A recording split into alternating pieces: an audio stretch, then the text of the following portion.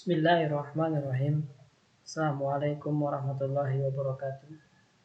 Alhamdulillah, Alhamdulillah ala kulli hal, segala puji bagi Allah dalam setiap keadaan. Salawat serta salam semoga tetap tercurah kepada Nabi Muhammad SAW. Tayyib, anak soleh dan soleha, kaifa halukum? Semoga anak soleh dan soleha dalam keadaan sehat, ya, walaupun anak soleh dan soleha belajar dari rumah, tapi Abi meminta tetap semangat, ya. Kemudian turuti apa yang telah diucapkan oleh orang tua, apa yang diinginkan oleh orang tua, dan anak soleh dan soleha tidak boleh melawan, ya. Baik, anak soleh dan soleha, pada kesempatan kali ini kita akan membahas tentang fikih ibadah, dimana pada kelas 3 dalam sore hari ini kita akan membahas tentang keutamaan sholat. Setiap perintah Allah Subhanahu wa Ta'ala itu dan petunjuk dari Rasulullah SAW selalu mengandung kebaikan dan keutamaan. Artinya Rasulullah SAW yang diperintahkan oleh Allah Subhanahu wa Ta'ala selalu mencontohkan perbuatan yang baik, ya anak soleh, dan kita harus meneladani apa yang telah Rasulullah ajarkan terhadap kita, dan kita harus mencontoh beliau. Nah, di dalam sholat berjamaah itu ada beberapa keutamaan yang akan Abi jelaskan pada kesempatan hari ini. Apa saja? Yang pertama, bukti ketaatan pada perintah Allah, bahwa di dalam surat Al-Baqarah ayat 23, dan laksanakanlah sholat, kemudian tunaikanlah zakat, dan rukuklah beserta orang yang rukuk. Nah, ini keutamaan kita sholat berjamaah, bahwa di dalam Al-Quran Allah Subhanahu wa Ta'ala sudah menjelaskan bahwasanya kita manusia untuk sholat, lalu setelah sholat kemudian menunaikan zakat. Nah, dan rukuk ini beserta orang-orang yang rukuk. Artinya kalau imam kita rukuk, ya kita ikuti imamnya sujud, ya kita ikuti, ya seperti itu, ya anak soleh. Selanjutnya yang nomor 2, bukti kataan kepada Rasulullah SAW, bahwa hadis sahih riwayat Muslim itu menjelaskan jika ada 3 orang, maka hendaklah salah seorang menjadi imam. Artinya hadis ini menunjukkan bahwa ketika di dalam suatu rumah itu ada 3 orang, ya, atau di dalam masjid, nah maka salah satunya kalian tunjuk untuk menjadi imam, lalu yang 2 orang tersebut menjadi makmum.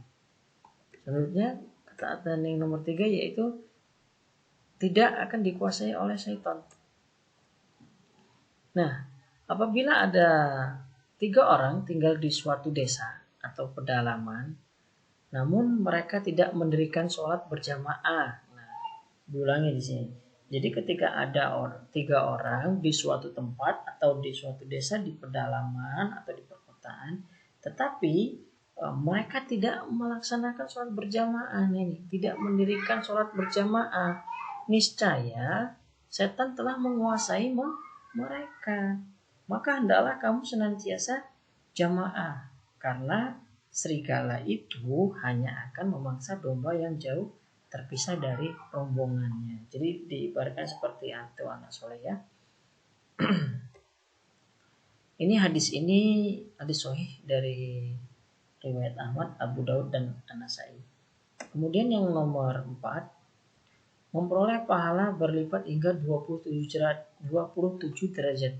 Mungkin anak soleh dan solehas pernah mendengar, karena hadis ini sudah sangat sering kita dengar, ya. sholat berjamaah itu lebih utama daripada sholat sendirian dengan pahala berbanding 27 derajat. Artinya ya lebih baik atau lebih utama, kita diutamakan itu untuk sholat berjamaah daripada dengan sholat sendirian. Hadis ini sahih ya, anak sahih dan saudara, riwayat Bukhari dan Muslim. Selanjutnya yang nomor 5, mendapatkan ampunan dari Allah Subhanahu wa taala. Siapa yang ucapan aminnya bersama dengan ucapan malaikat niscaya akan diampuni dosa-dosanya yang telah lalu. Nah, hadis ini adalah hadis riwayat Bukhari dan Muslim.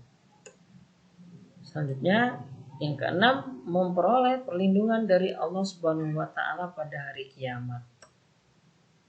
Nah, ada 7 golongan manusia yang akan dinaungi Allah pada hari kiamat, yaitu ketika tiada lagi naungan selain naungan darinya. Di antaranya adalah apa?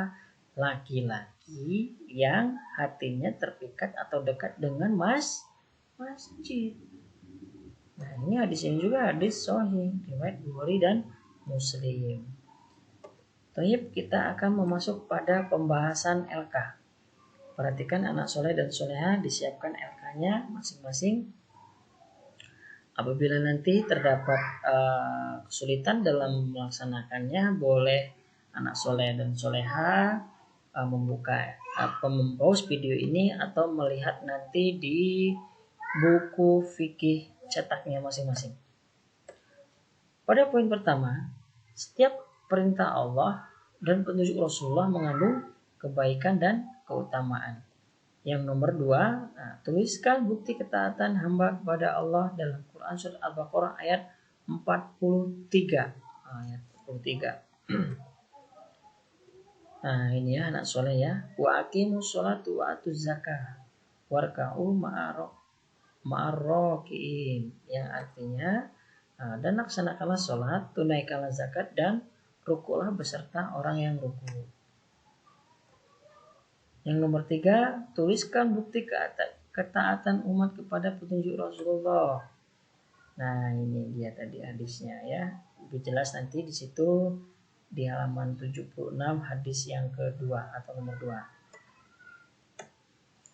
Nomor 4, tuliskan keutamaan sholat berjamaah tidak diganggu dalam hadis nomor 3 halaman 76. Nah, ini hadisnya ya anak soleh.